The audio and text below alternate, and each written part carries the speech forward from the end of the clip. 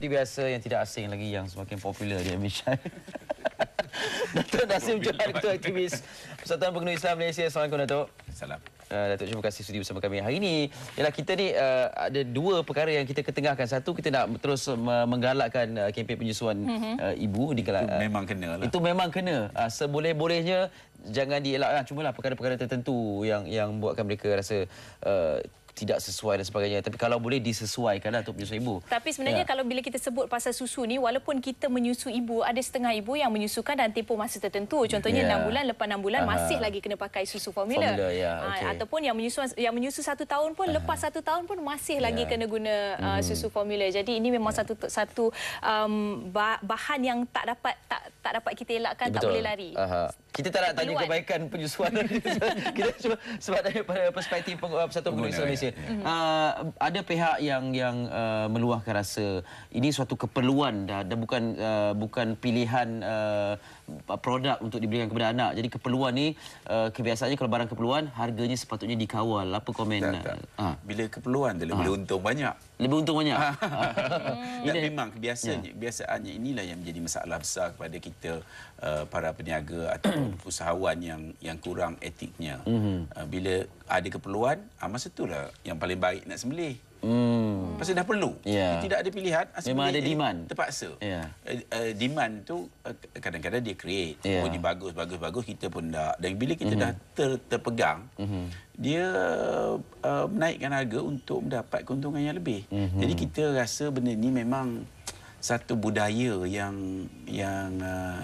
tidak baiklah. Memang of course tidak baik, tapi yang diamalkan untuk meraih keuntungan maksima. Macam isu-isu sebelum ni, gula ke apa tepung ke, bila barang orang perlu tak ada, naik harga. Jadi ini yang kita lihat amat mendukacitakan.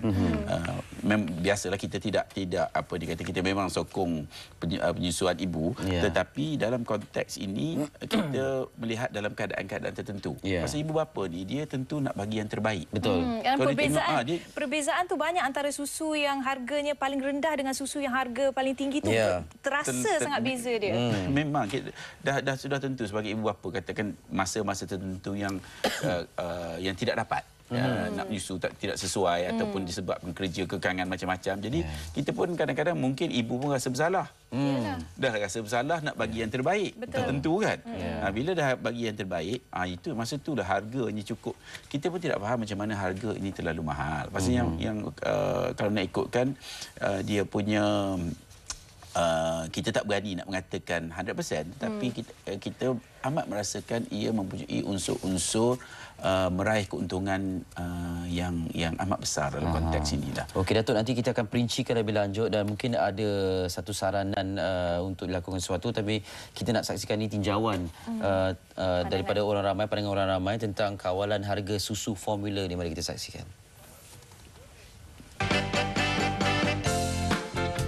Insan kecil ke dunia memerlukan khasiat dan zat sekupnya untuk pembesaran yang sihat, dan susu ibu adalah sumber terbaik dalam memberikan nutrisi seimbang untuk bayi yang berumur sehari hingga ke 6 bulan. Selepas itu, si kecil digalakkan untuk mengambil susu formula dalam membantu proses mereka membesar. Bak kata Nadia tadi. Namun begitu, penggunaan susu formula bukanlah perkara yang mudah. Harganya yang tidak terkawal dikatakan menjadi bebanan kepada ibu bapa.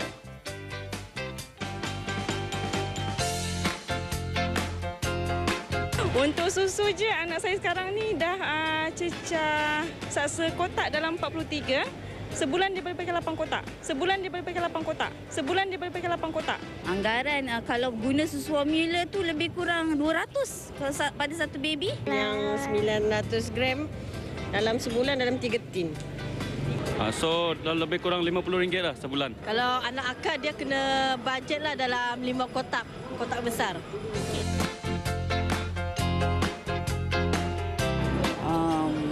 Boleh lah. Tapi kalau dapat lebih rendah lagi baguslah kan. Sebab sekarang banyak ibu yang kerja mesti banyak guna susu formula kan.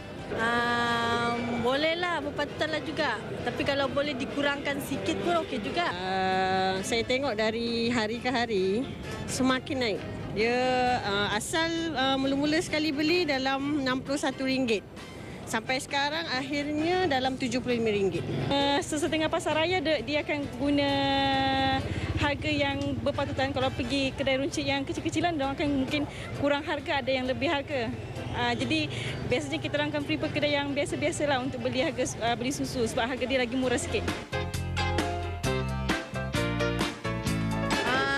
Dia ada setengah jenama lah. Ada setengah jenama tu dia murah, ada setengah jenama dia ada mahal sikit lah. Tapi kan setengahnya macam kan kadang-kadang kan dia ada perbezaan susu, kegunaan susu macam dia kalau dia dapat yang dia selesa dengan susu mahal, susahlah kalau kita yang berpendapatan rendah.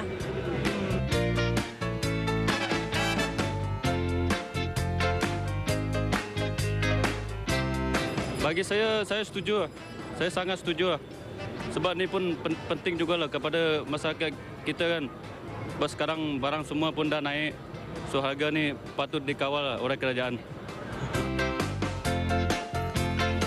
Justru langkah menjadikan susu formula bayi sebagai barang kawalan bukan sahaja dapat meringankan beban, tapi pada masa yang sama memberikan peluang untuk golongan ibu bapa membeli susu yang berkualiti untuk bayi mereka. Kalau ditanya ramai yang akan bersetujulah bila satu. Betul, sebab harga yang asalnya pun Ellie setuju tak? Ellie tak pernah ada anak. Terkejut. Saya terkejut. Harga asal susu tu pun dah mahal. Bila naik lagi mahal tu yang menjadi lebih beban. Dan kalau kita dengar sampai 5 kotak sebulan jenuh tu. Dan 5 chunk of budget. Dan kalau anak minta, kita dalam situasi di mana anak kecil meminta, takkan kita tak bagi, takkan kita nak kawal. Oh, dah lebih bajet hari ni, tak boleh, tak boleh. Okey, boleh saya cop sekejap. Sekarang ni dah ada satu susu formula untuk ibu sedang mengandung juga. Termasuk dalam kategori ni kan? Maknanya 2 kali. 2 kali. Sebelum mengandung dah minum? Sebelum mengandung dah minum, kepada disusuli selepas mengandung. Okey, Datuk, adakah sebarang kebarangkalian ataupun possibility untuk dikawal harga? Sebab ini produk yang kebanyakannya diimport. Ya, keperluannya. Saya benda macam ni, kalau dia nak menjual tu, dia nak masuk satu pasaran, dia kena mengikuti apa yang disyaratkan oleh pasaran tersebut. Dan sudah tentu pasaran tersebut itu boleh dikawal kerana kita ada otoritinya.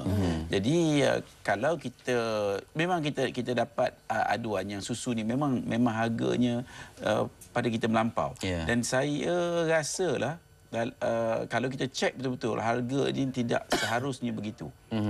Kita boleh buat kajian.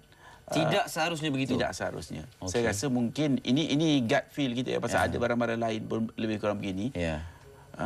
Saya tidak heran kalau profit yang diperolehi oleh pekedai itu mungkin RM20-30 satu botol atau kotak.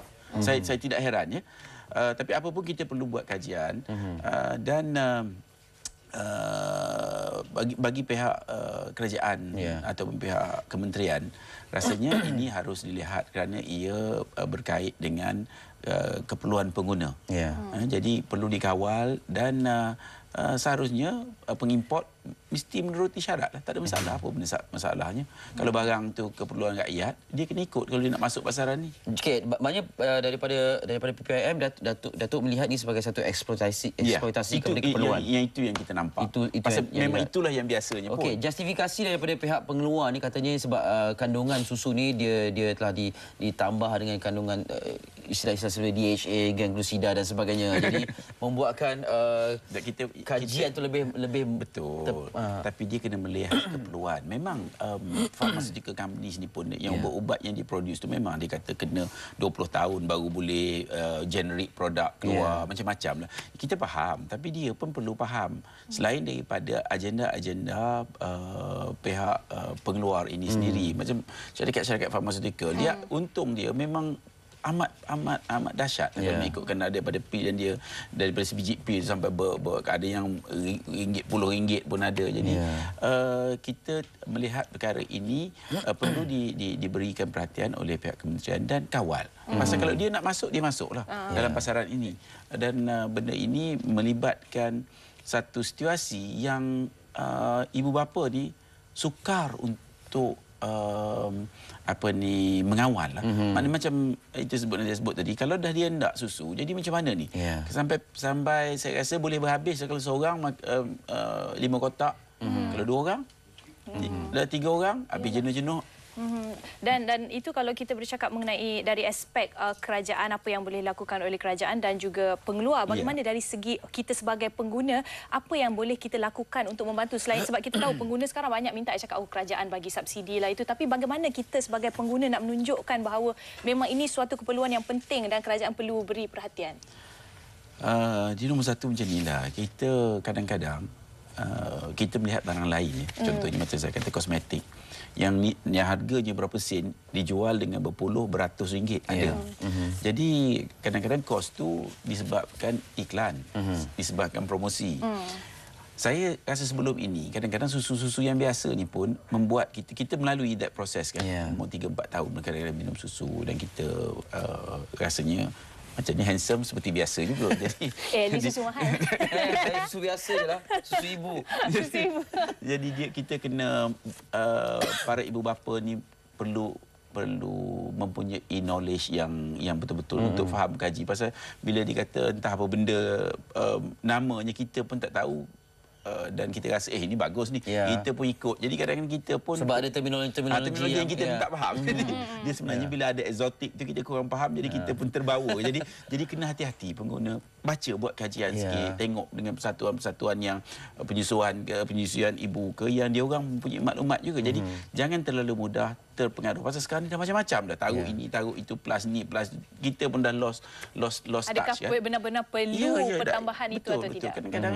Kadang-kadang benda ni tidak ada keperluan yang hakiki. Dia mungkin boleh tapi tidak menjadi masalah. Tapi disebabkan pengguna ini agak terpengaruh dengan kawan-kawan ni kadang-kadang dan nak bagi yang terbaik. Memang kita banyakkan ibu bapa tu tambah-tambah yang katakan career family lah, career mother. Jadi dia terperangkap tu. Dia akan nak bagi yang terbaik pasal dia rasa dia mungkin rasa kekurangan. Dia mesti nak bagi yang terbaik. Jadi duit dah tidak jadi perkiraan. Itu yang pengeluar memanipulasi itu keadaan. Yang kita sebut tadi.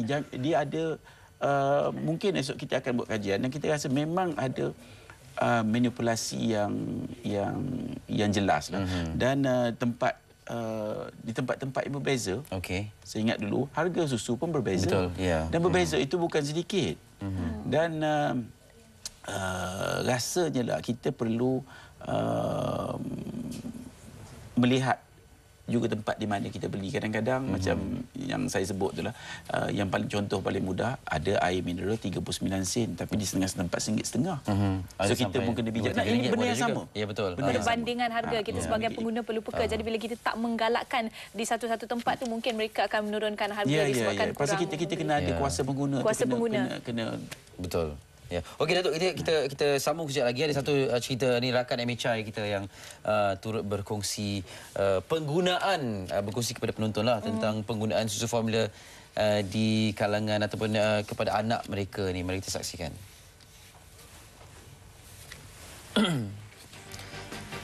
Menjadi ibu kepada 2 orang anak yang semakin membesar sudah menjadi tanggungjawab buat Farahida Azhari memberikan yang terbaik buat mereka. Berasal dari Kuala Lumpur, ibu tunggal yang berusia 30 tahun ini memastikan segala aspek menjadi keutamaan dalam memastikan pembesaran anak-anak berada pada tahap yang diinginkan. Memilih susu formula sebagai alternatif bagi membekalkan zat yang berkhasiat kepada anaknya. Anak kedua Farahida, Muhammad Safwan Rohizan, 3 tahun, mula mengambil susu formula sekitar usia 1.5 tahun lagi. Satu hari dia akan minum 10 kali, tapi rasanya lebih daripada itulah sebab tak boleh nak jangka kan. Kadang-kadang weekend pun dia minta lebih. Kalau macam weekday dia duduk rumah babysitter. Dengan babysitter kadang-kadang dia minta, dia tak banyak susu, dia banyak main semua kan, macam itulah. Bagaimanapun keperluan Muhammad Safwan yang mengambil susu sehingga 10 kali sehari, Farahida yang bekerja sebagai kerani di salah sebuah syarikat swasta di Kuala Lumpur membelanjakan kos membeli susu sebanyak RM350 sebulan. Baginya faktor pemilihan jenama dan harga sangat penting di samping kualiti dan khasiat susu yang terkandung dalam susu formula. Macam untuk anak sulung dengan anak yang kedua ni, pemilihan tu memang sama, tak ada beza sebab satu tu sebab bila dah bagi anak sulung minum susu tu, of course kita akan percaya dekat jenama tu. Rasanya pemilihan susu yang terbaik of course datang daripada kualiti jenama, kandungan susu tu, tapi harga tu macam tak, memang kena nilai juga, tapi tengok pada kemampuan sebab kita pun ada komitmen lain dengan komitmen yang tight semua apa semua kan. So tengok pada bajet masing-masing lah. Mengakui harga susu formula yang semakin meningkat berbanding sewaktu membesarkan anak sulungnya, Farahida akan memastikan bajet perbelanjaan susu formula setiap bulan adalah konsisten bagi memenuhi keperluan anak bongsunya itu. Jenama tertentu yang itu disebabkan oleh faktor politik. Tak boleh nak jangka berapa amount yang diminta satu hari tu. Lepas tu pula dengan kita nak spend berapa dengan berapa yang kita bajet kita untuk susu tu. Dengan keadaan yang diminum memang banyak kan.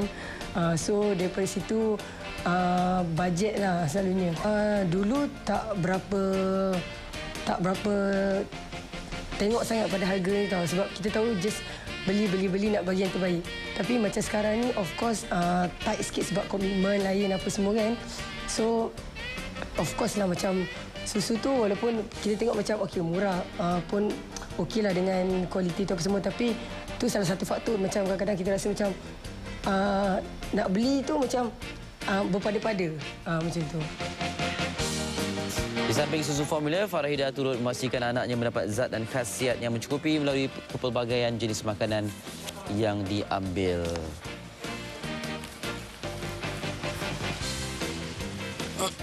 Datuk, ini kalau boleh tak kita lihat sebagai bukan keperluan, ini pilihan ataupun atas kemampuan, sebab tak tahulah masa zaman kita dulu susu formula ini tidak betul-betul diangkat sebagai satu yang sangat penting.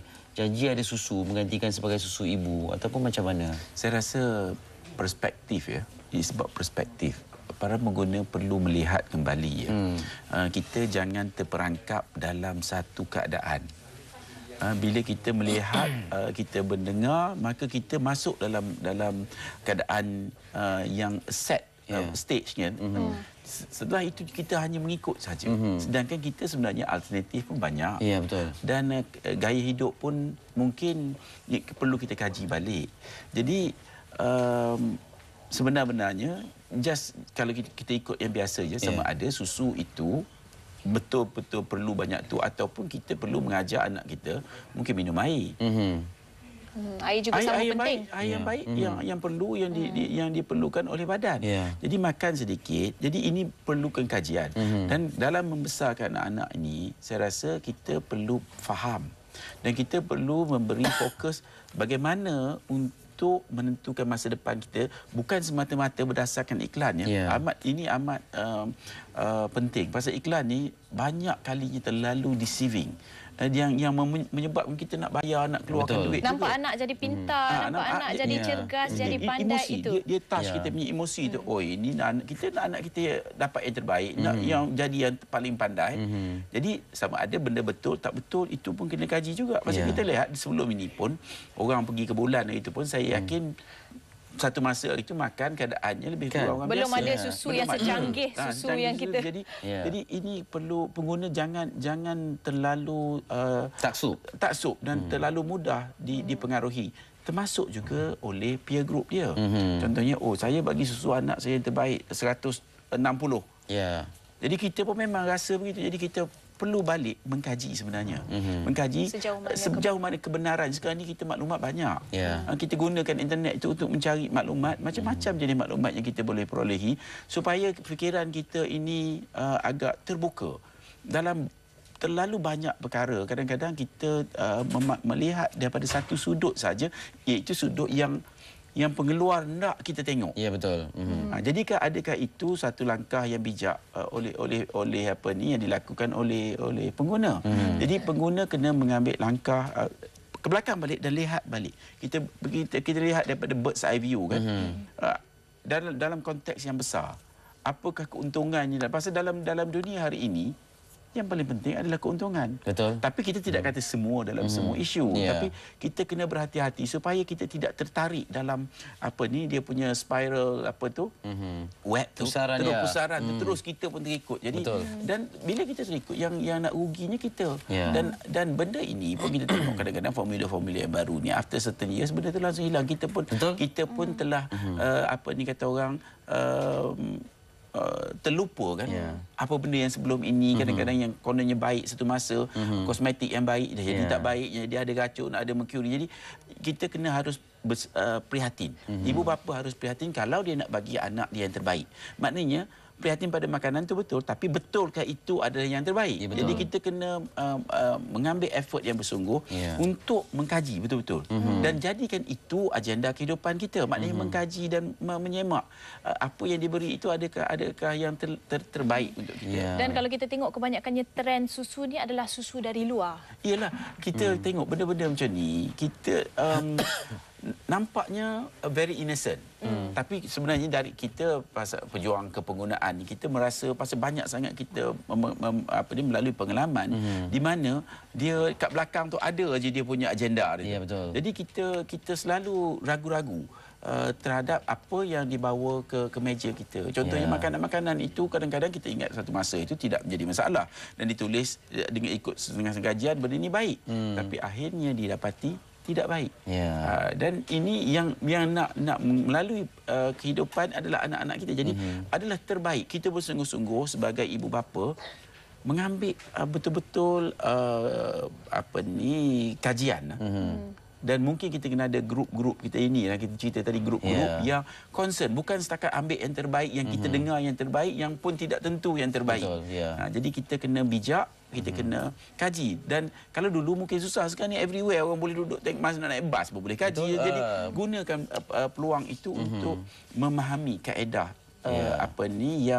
yang benar-benar betul berdasarkan mungkin kita orang Islam, agama kita. Betul. Jadi jangan lari daripada situ sangat. Itu dah memperkasakan diri sebagai pengguna. Jangan kita hanya lihat diri kita dimangsakan semata-mata kan. Diperguna. Jangan dilihat diperguna dan hanya minta yalah kalau dapat dikawal baguslah, tapi kalau misalnya tidak dapat dikawal, pilihan tu akan sentiasa ada dan betul-betul kena buat kajian. Betul. Datuk, benda ni tak akan berhenti di sini dan pastinya akan ada susulan dari semasa ke semasa dan insya-Allah. Tapi kita harap pihak kerajaan melihat, buat kajian. Betul. Dan kalau maknanya yang terpaksa, jangan dipaksa untuk membayar harga yang tidak terpatut ini.